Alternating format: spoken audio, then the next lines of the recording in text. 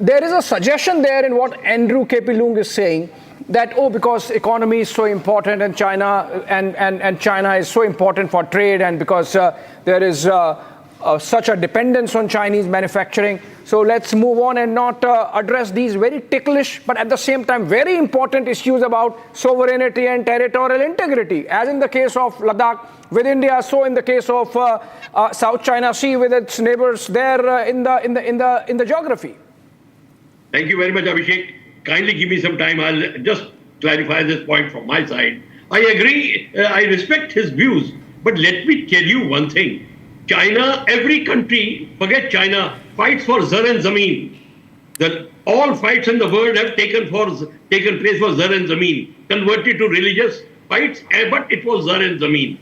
Means land and what gets out of land. That is what China's aim is. So China is very smart. China will say, forget about all these little fights here and there, me occupying islands, etc. And let's talk of trade, let's talk of everything. He wants win-win situation. And that is what is not acceptable to anybody. When I am telling you, if suppose, I give you a scenario, all the countries form an Asia-Pacific Union. Asia-Pacific Union, joint cooperation in industry, cyber, tourism, everything. And ask China also to join. Please do that. But every country makes sure.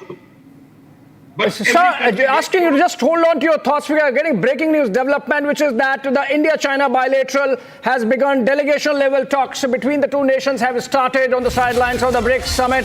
Prime Minister Modi, President Xi Jinping meeting has already begun as we speak. We are going to get you the pictures in a while from now. Rhythm.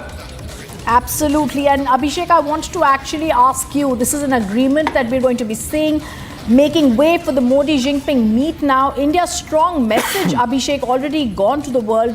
Abhishek, how do you see this panning out? Is this going to be an icebreaker? Do you think there's going to be some agreement that's going to be reached? How is this dialogue going to be 5 years after the Galwan clash?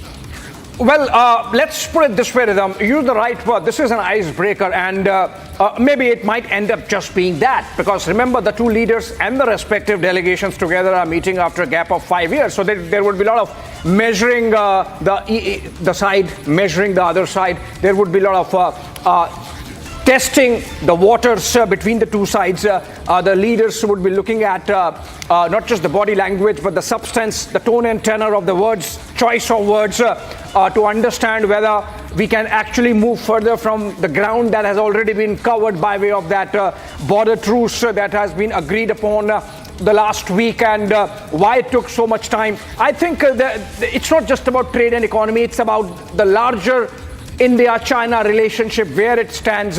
We have seen a very palpable softening of position by China over the last 6 months.